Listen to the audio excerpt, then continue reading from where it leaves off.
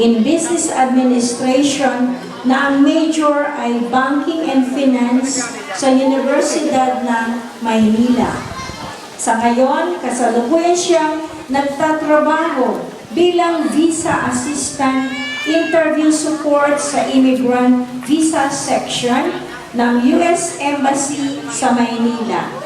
Nagsimula siya sa trabahong ito noong 1995 hanggang sa kasalukuyan. Dahil sa kanyang kasipagan, katiyagaan, pagiging maaga, tinanggap niya ang Leadership Award na kinilala ng Bureau of Consular Affairs sa kanyang ipinakitang kakaibang kakayahan at isang huwarang paglilingkod. Tumanggap siya ng Extra Mile Award noong Mayo 26, na ulit-uli ng Nobyembre 2007, Mayo 2007, April 2011, at Mayo ulit ng 2011. Tumanggap din po siya ng sertipiko ng pagkilala sa maluwalhating pagkumpleto ng Immigration Law and Visa Operation na ipinagkaloob ng National Foreign Affairs Training Center at ang Franklin Award na nagpapatunay na siya ay kabilang sa grupo may marugdog na pagmamahal at paglilingkod sa trabaho sa kanilang opisina.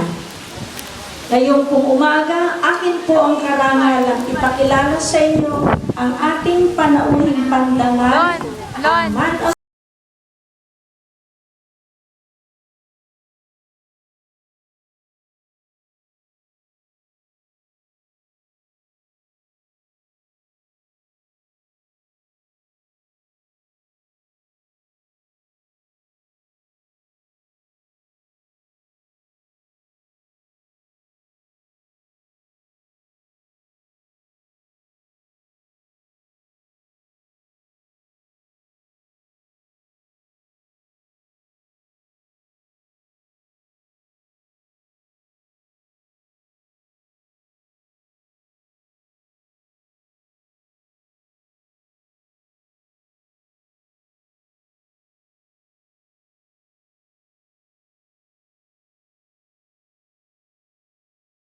Isang napakalaking karangalan para sa akin ang mainyahan bilang panawin tagapagsalita sa napakahalagang okasyon na ito.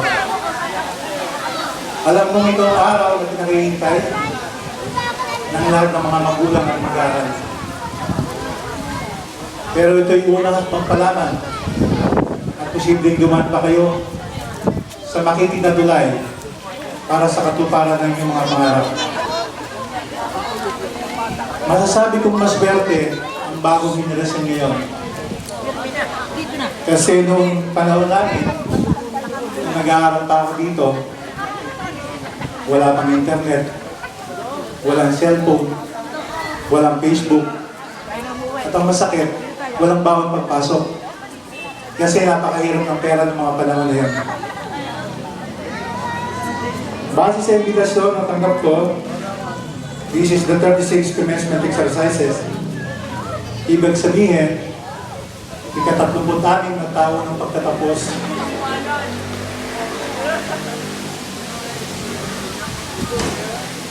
Naalala ko, nagkaroon na rin kami ng reunion dito na naging matagumpay naman.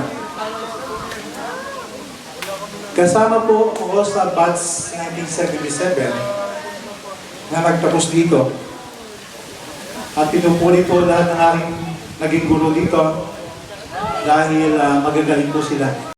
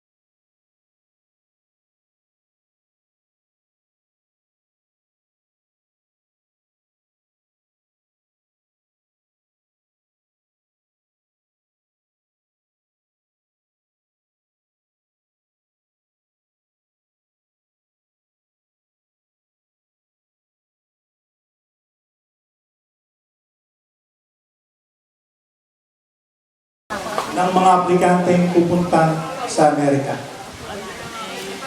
Kasama na rin ng mga celebrities, artista, kagaya ni Willie Revillame, Efren Bata Reyes. Ako po ang kumuha ng fingerprint nila. Pero ngayon, high-tech na, biometrics o finger scanner na ang ginagamit.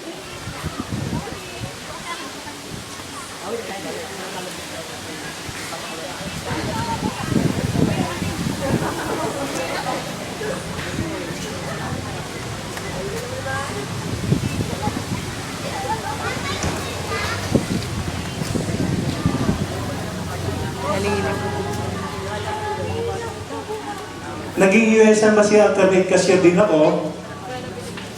Tapos ngayon po, isa na akong visa assistant o interview support.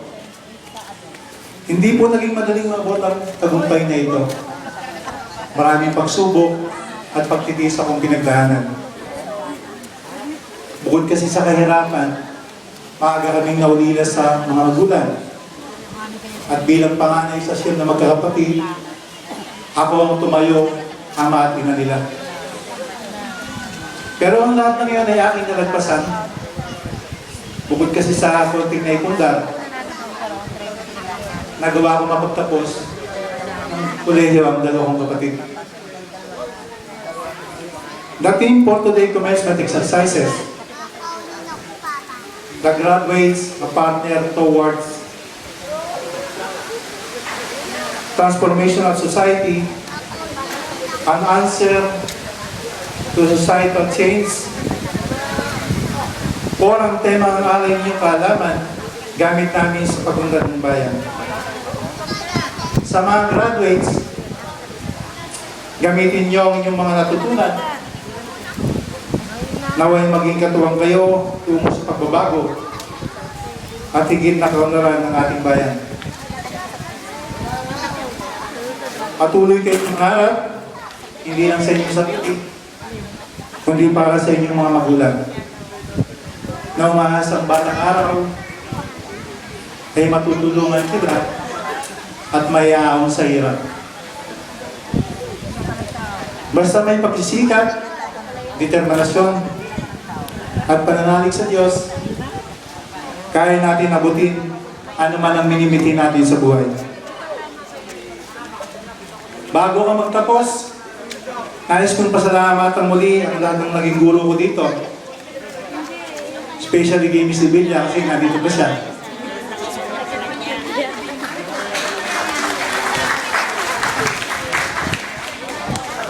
Sa karunungan ng itinuro nila sa akin, malaking parte kung ano mang meron ako ngayon. Sa mga graduates, congratulations to all of you. Mabuhay kayo. Marami pong salamat.